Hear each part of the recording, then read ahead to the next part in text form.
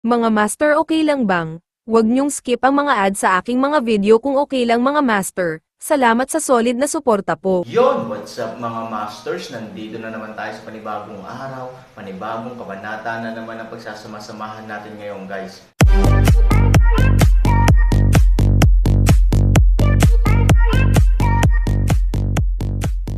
Bali mga masters, kung bago ka pa lang po sa aking YouTube channel, please click the subscribe button, lalong-lalo na po yung notification bell guys, para maging connected pa rin tayo sa isa't isa at maging updated kayo sa mga susunod ko pang video.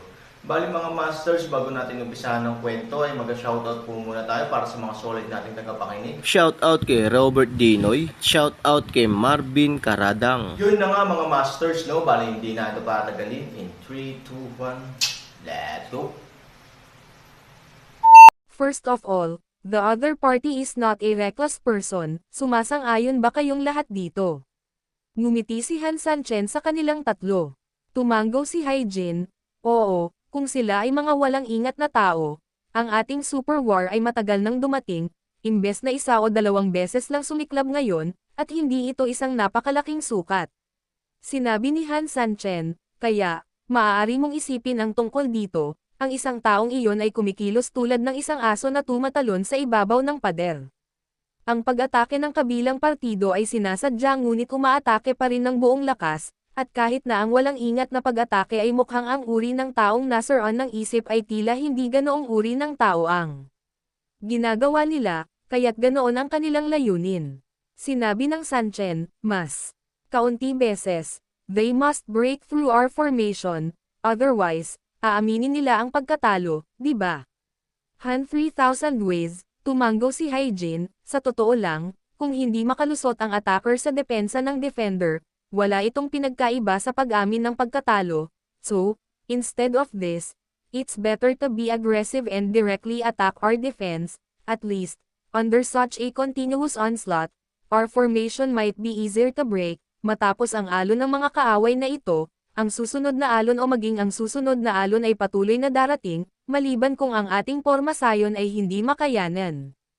Tumanggo si Han Sanchen at sinabi, oo, kaya, mauunawaan mo na mula ngayon, ang patuloy na opens iba ay opisyal na magsisimula, narinig ni Daoskar, kung gayon pinuno, ano ang dapat nating gawin? Panoorin mo na lang silang mag-away ng ganito. Aakayin ko ba ang ilang tao para pigilan sila?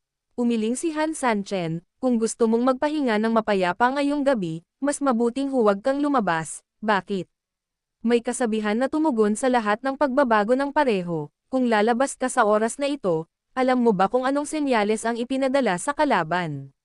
Umiling si Han Sanchen, ang ipinapadala natin ay ang pormasayon na ating ikinababahala, mula sa pananaw ng kalaban, nagbigay ito ng kumpiyansa sa kanila, at mas mabangis lamang ang kanilang pag-atake sa hinaharap, sa kabilang banda, kung wala tayong gagawin at hayaan silang umatake, gaano kalaki ang lakas at kumpiyansa nila.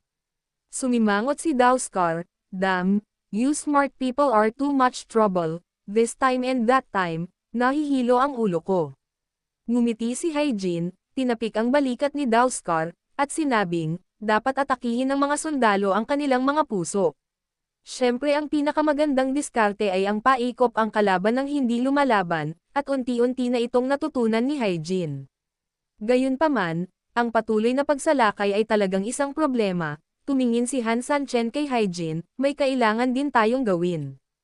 Pagkarinig nito, dali-daling lumuhad si Haijin, pakiusap din sa pinuno na ipadala ka. Nag-aalalang sabi ni Scar, then what about me?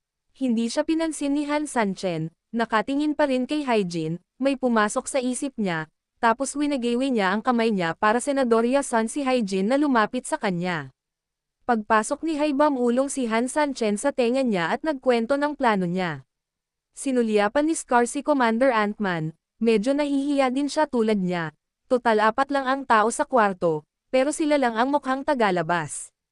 Higit sa lahat, ang Commander-in-Chief ng Ant-Man ay miyembro din ng Ant-Man Clan, at hindi naman talaga siya sa kanya in the strict sense, pero paano naman siya? Iyan ang tunay na pakikitungo. Sa makatuwid, ang mukha ni Daoskar ay puno ng kalituhan sa oras na ito. Bale wala siyang misyon, pero anong misyon ang hindi ipinaalam ni Haijin sa kanya, at mamulong doon. Naiintindihan mo ba? Ngumiti si Han Sanchen. Nagmamadaling kumuha si Hai Jin ng utos, naiintindihan naman ng subordinate na ito. Sige na. Oo. Nang makitang nagmamadaling umalis si Hai Jin, hinawakan ni Daoskar ang kanyang ulo, sumando sa harap ni Han Sanchen, at agad nang umiti, "Leader, ano ang misyon? Napakahiwaga mo ba? Bakit ang dami mong pakialam?" Nakangiting saway ni Han Sanchen.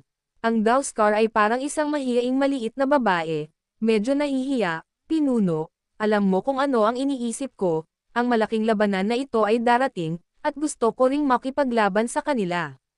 Sinulyapan ni Han Sanchen ang peklat, na may ibang kahulugan sa kanyang mga mata, "Wala kang anumang mga espesyal na gawain ngayong gabi, dapat kang magpahinga, hilingin lamang sa mga tao sa nakapaligid na depensa ng lungsod na mas bigyang pansin, at huwag hayaang magkaroon kami ng mga panloob na problema."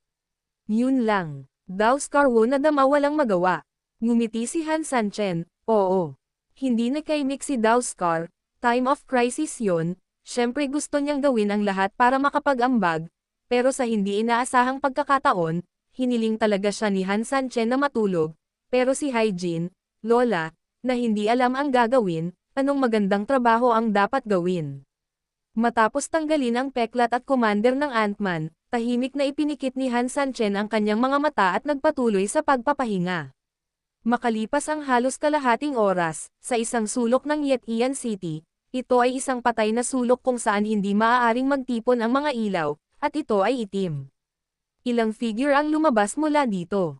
"Captain, maliwanag ang buong syudad, kaya mahirap umatake.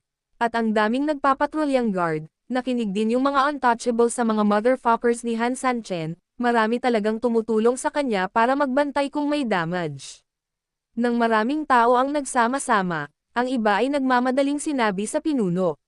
Mukhang seryoso ang leading captain, sa ngayon, ang labanan sa labas ay mabangis, at ang mga nakatataas ay labis na sabik na himukin sila, gusto nilang makipagpayapaan sa labas at subukan ang kanilang makakaya upang mabilis na masira ang sikreto ng pagbuo ng Yetian City.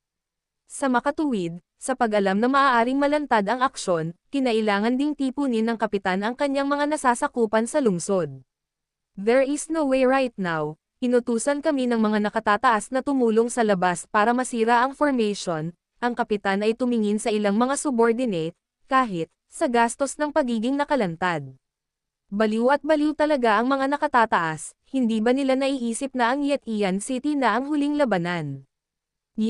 Kung lahat tayo ay nalantad, ibig sabihin, ang underground system na ating nililinang sa Yetian City sa loob ng maraming taon ay tuluyan ng nawasak, hindi ba ito ang pagtrato sa labanang ito bilang ang huling labanan?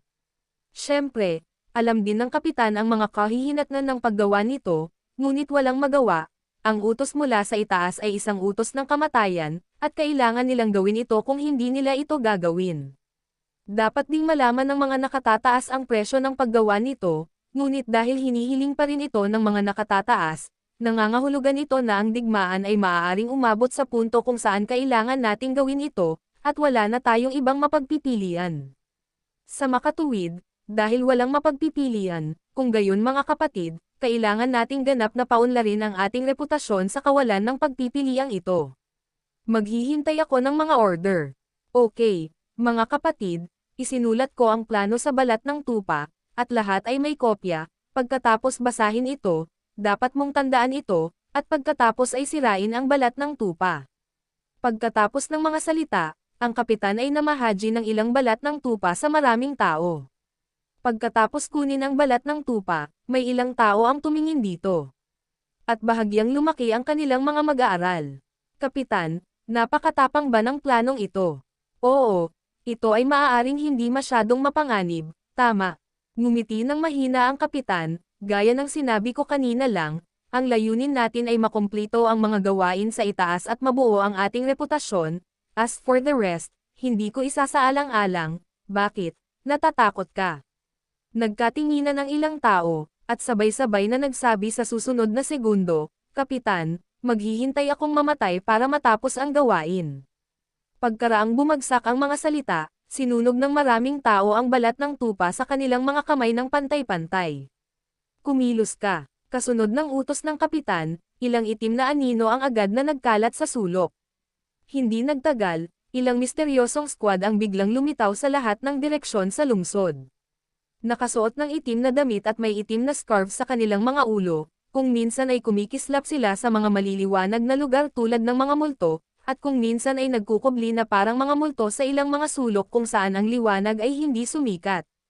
Kung may tumingin dito mula sa itaas, makikita nila na bagaman mayroong kasing dami ng 12 ng mga koponan ng mga grupong ito ng mga lalaking nakaitim, sila ay talagang 2 koponan lamang.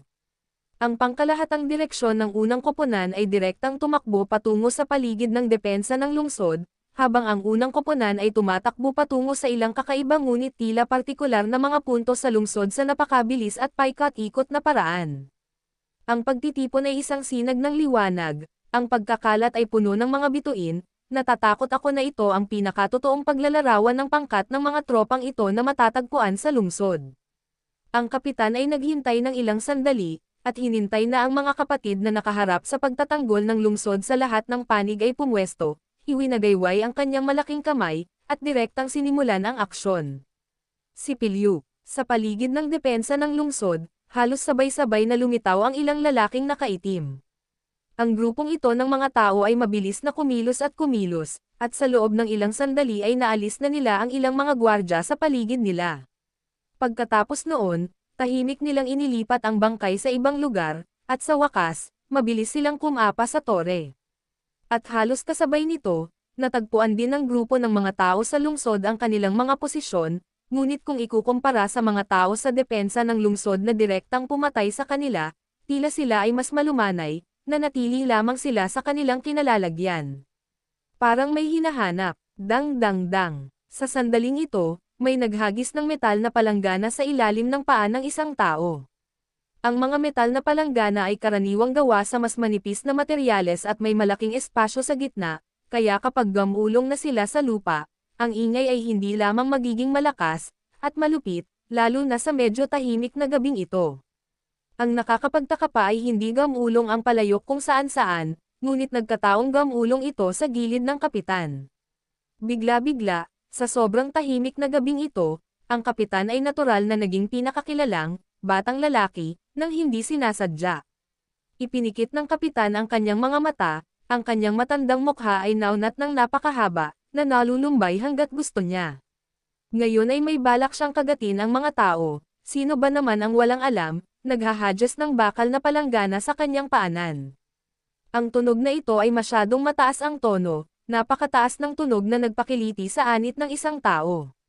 Ang kailangan nilang gawin ay maging maingat, upang hindi matuklasan ng hindi natutuklasan, ngunit nang tumunog ang bakal na palanggana, sino ba ang hindi nakakaalam kung nasaan sila ngayon? Sigurado, kasabay ng ingay, agad na lumapit ang mga nakatira sa ilang kwarto sa malapit at tumingin dito.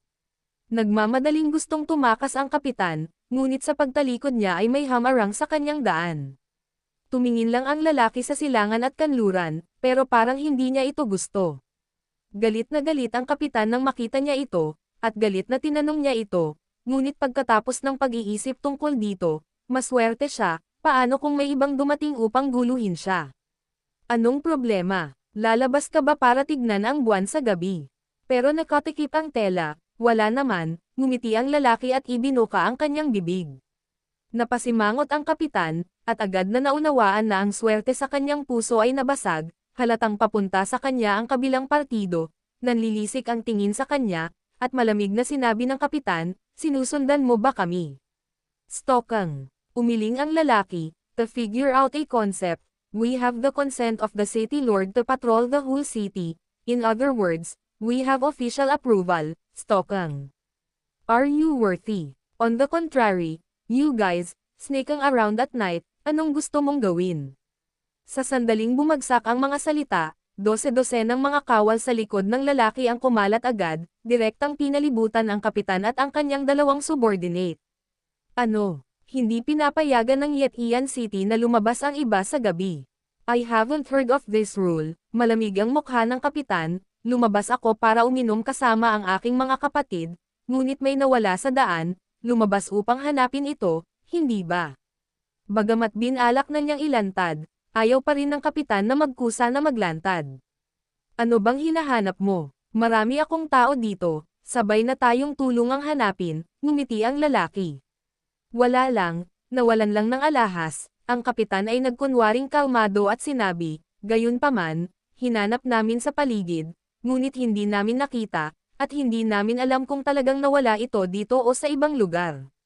Ngumiti ang lalaki, kung gayon mahirap makahanap ng ganoong kaso. Oo, kaya kalimutan na natin yung mga hindi natin mahanap, balak natin bumalik, matapos magsalita ang kapitan ay aalis na siya kasama ang kanyang mga tropa. Gayunpaman, sa loob lamang ng 2 hakbang, inabot ng lalaki ang kapitan at ang iba pa, at biglang nagbago ang mga mukha ng kapitan. Anong ibig mong sabihin? Malamig na tanong ng kapitan. Ngumiti ang lalaki at umiling, Sir, I'm afraid you misunderstood what I just said. Although I said it's hard to find, it doesn't mean na hindi ko nahahanapin. Inaayos mo muli ang lahat ng mga ruta na iyong nilakbay, at isulat ng malinaw kung saan ka nanggaling at kung saan ka nagpunta, at tutulungan kitang mahanap ang mga ito.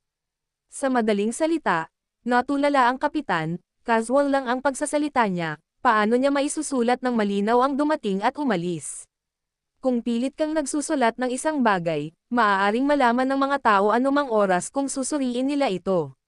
Nung naliligaw na ang kapitan, may inilabas ang lalaki sa oras na ito, I think this is what you're looking for, right? Pagkakita sa bagay na nasa kamay ng lalaki, halatang gulat na gulat ang kapitan. Yun na nga mga masters, no? Bali panibagong kabanata na naman yung natapos natin ngayong gabi. Muli, maraming salamat po talaga sa walang sawang suporta po sa aking YouTube channel na talagang inaabangan nyo po ang bawat upload ko po. Bali mga masters, magkita-kita ulit po tayo bukas ng gabi at ngayon po ay magpapaalam po muna tayo. Bali mga masters, bye-bye!